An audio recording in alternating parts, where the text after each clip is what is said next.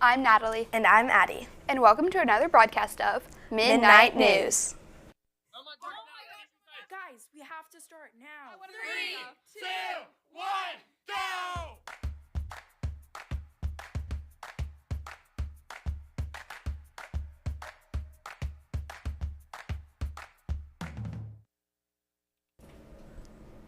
First up, we wanted to thank all the speakers of Black History Month for speaking.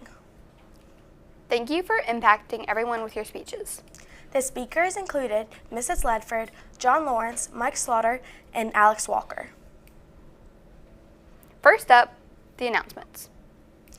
We have Kingdom Impact Day on February 28th, this Friday. No learning. Woo!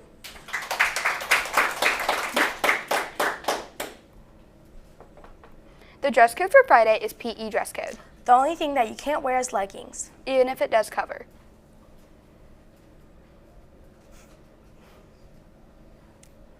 Next, we have the Hawaiian Luau on March 14th. Aloha! We would like to say good luck to the 5th and 6th grade Bex Robotics team. They have a competition on February 28th and March 1st. Everyone participating in that is very talented, and we hope y'all do a great job. Another good luck to the Act 2 theater competition on March 7th and March 8th. We know y'all have worked really hard. Break a leg. Come and support your friends at all of the sports games. All the teams will be playing against Holy Trinity. First off, we have the tennis boys at home today. Then, the girls lacrosse team and girls softball team are playing at 4:15 today at home. Next, we have the girls soccer away at 4:15. Boys baseball will be playing away today at 4:15. Last but not least, the boys lacrosse will be playing at home today at 5:30. It's super important to donate. When we think back to last October, so many people's homes in our own state were destroyed by Hurricane Helene.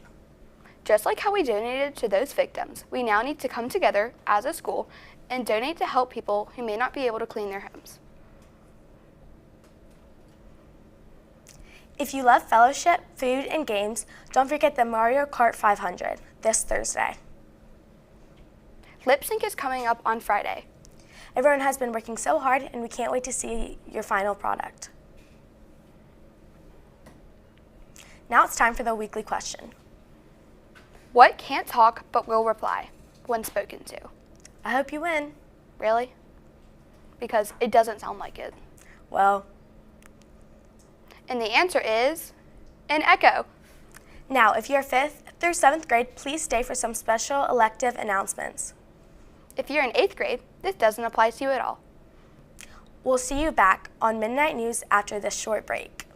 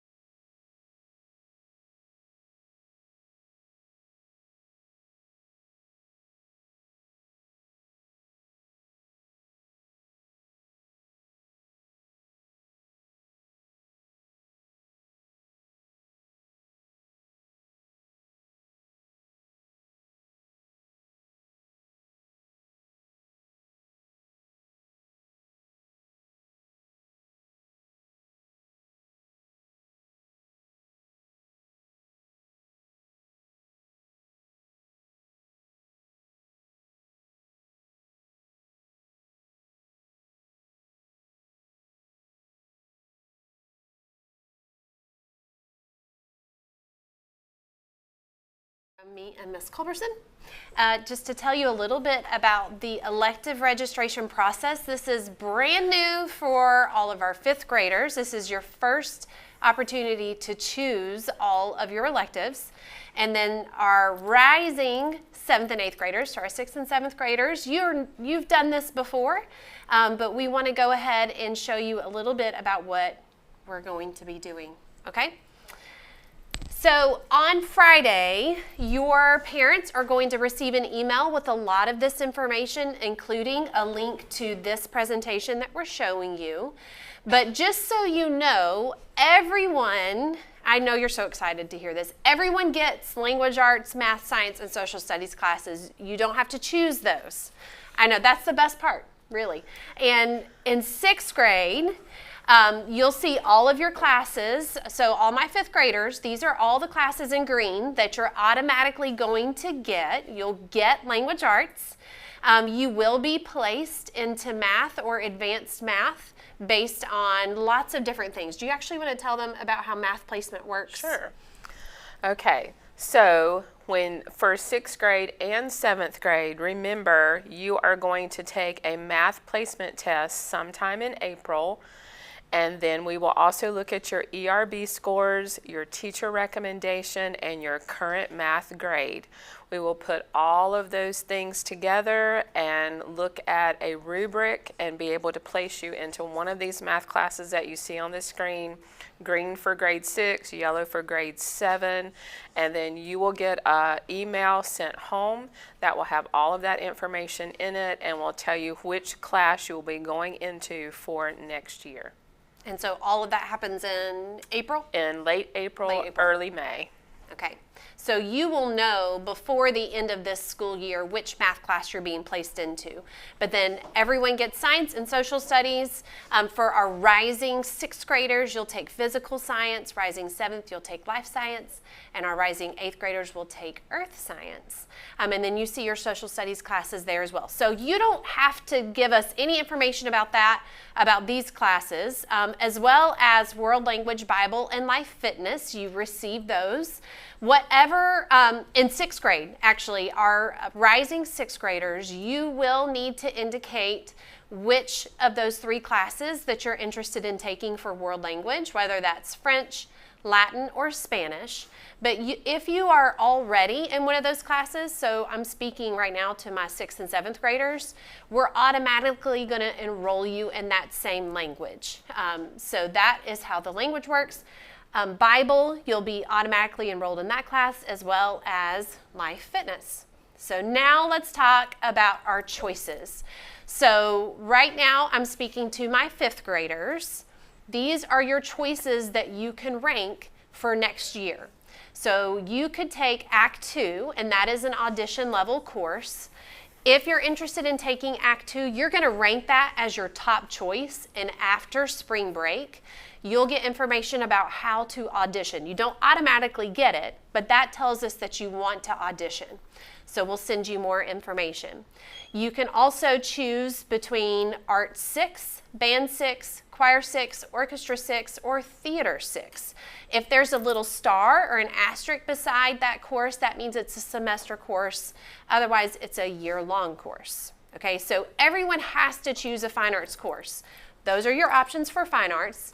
And then 7th and 8th graders, so my rising 7th and 8th graders, talking right now to 6th and 7th graders, these are your choices for fine arts. You could also audition for Act 2. Of course, we've got art, 7 or 8, that's year-long. Band, choir, those are year-long. Creative media, that's a semester course. Digital media and exploratory art are also semester courses. Guitar. MidKnight News, our awesome MidKnight News crew. That is an application course, so you would also rank that as one of your top choices. That just tells us you're interested in learning about how to audition. You could also choose between orchestra or ukulele. Now here's something really important. Classes like creative media, digital media, even exploratory art, guitar, those classes you cannot repeat. So if I'm talking to a 7th grader right now who has already had creative media, as much as you love Mr. Humphreys, you may not take that course again next year. All of this will be detailed in your form. It'll tell you exactly which courses you cannot repeat. Some you can though, for example, band. We need you to take that every year if you play an instrument. All right, some options in the innovation area of courses for our 6th and 7th graders, and 8th graders. They're listed here on the screen. But this is a new class. So I taught coding in 5th grade on a rotation basis. If that is something you have really enjoyed, I'm sure you have, right? You may take coding in 6th grade. We will have a course in 6th grade. We also have a design lab that you can take, MidKnight Innovation or Robo Nights. So those are all courses that you can take in 6th grade. 7th and 8th graders, there's really awesome classes like 3D modeling and design, coding as well for our 7th and 8th graders, design lab, engineering, intro to architecture, and Robo Nights. So again, on the form, you'll see some are semester long, some are year long. Ms. Culberson's going to tell you how that all fits together. Our last category of electives you can choose from are in our personal skills and organization categories. In 6th grade, you could take public speaking or and study skills. You actually all get study skills. It's not a choice in 6th grade. So we'll continue that. And for our rising 7th and 8th graders, you can choose. This is a new course, Everyday Ministry. I encourage you to go and check out that description. That's really awesome. It's about how to live out your faith every day. What does that actually look like?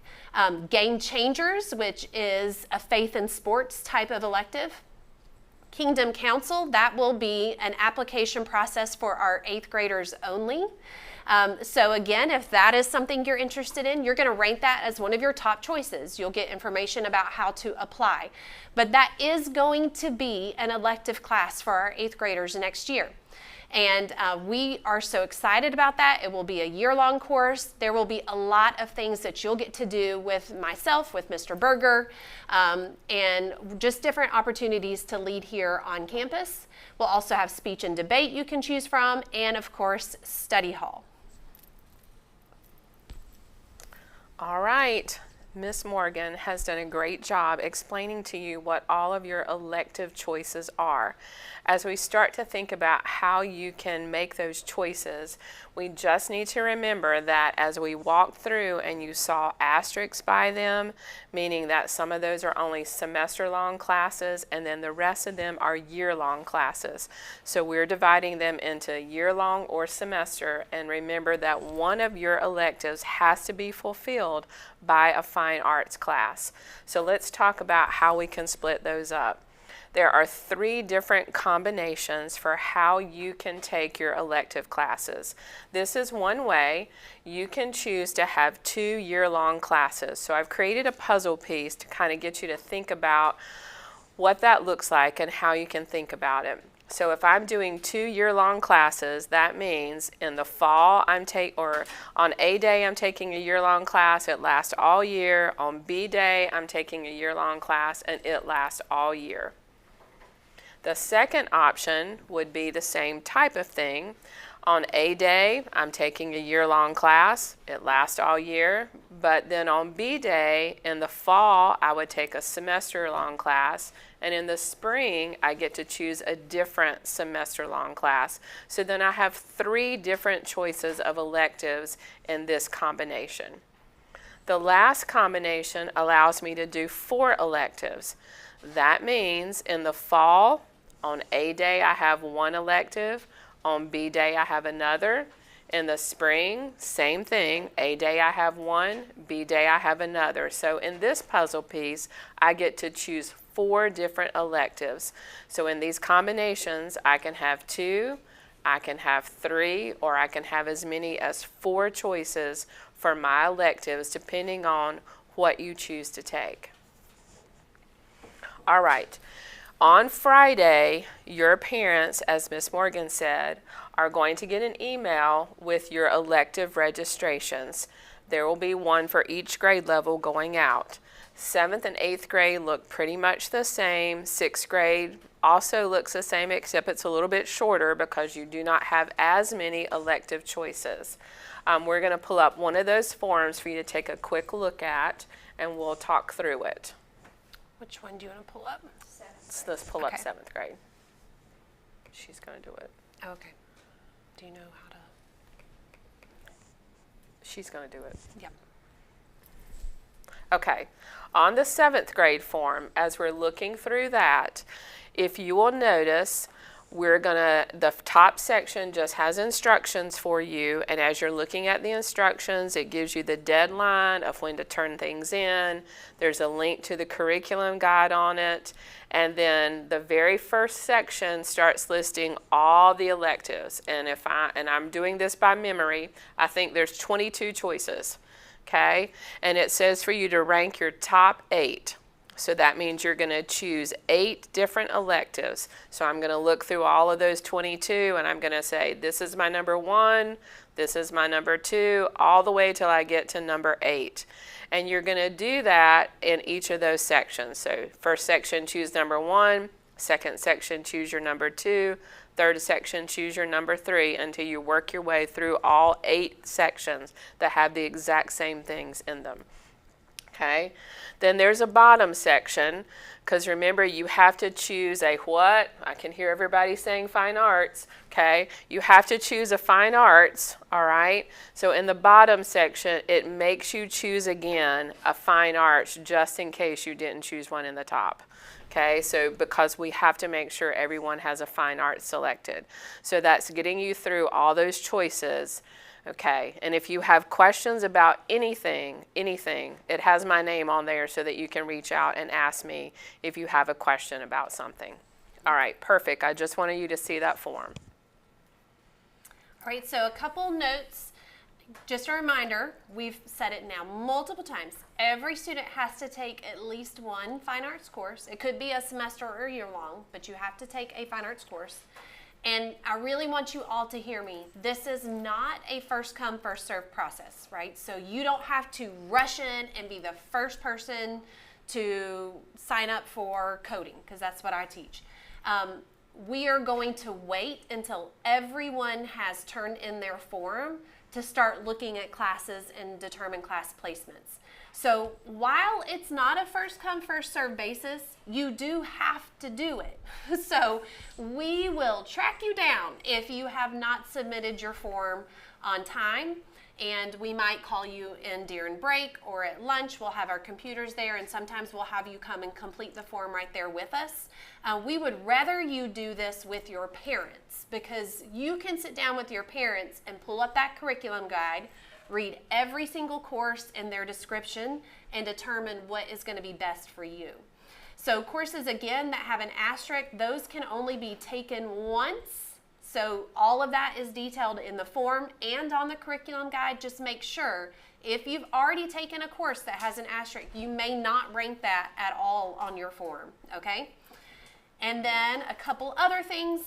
We love to have your input in deciding your classes, and we will certainly do our very best to give you your top choices. Usually we're able to do that, but there are some times when maybe only 2 people signed up for a class, so we don't end up offering that. So we have to wait until you've all completed the forms. That's why it's really important for you to do it on time, so that we can determine how many classes we're offering, who's teaching them, and what will fit within your schedule. A couple other things to note. If you sign up for something like Act 2, it's an audition course that's offered at a very specific time. If you're in Act 2, that might mean you might not get your second choice, which could be coding again, because maybe they're offered at the same time. So we'll have conversations with you along the way if something like that happens, so you're not surprised. But if there is a course, let's say everybody signs up for the, Everyday Faith. Ministry. Everyday Ministry, thank you. So if, let's say we have 50 students sign up for that, well, obviously we can't have a class with 50 students. If that's the case, we're not looking at who submitted first. We'll put all of your names into a lottery, and we'll have the computer randomly select 20. And those are the students who will get placed into that course. So just know we certainly want to do our best to get you what you want, but it's not always perfect. The timeline, again, this Friday, the 28th, is when the email goes home to your families about how to register.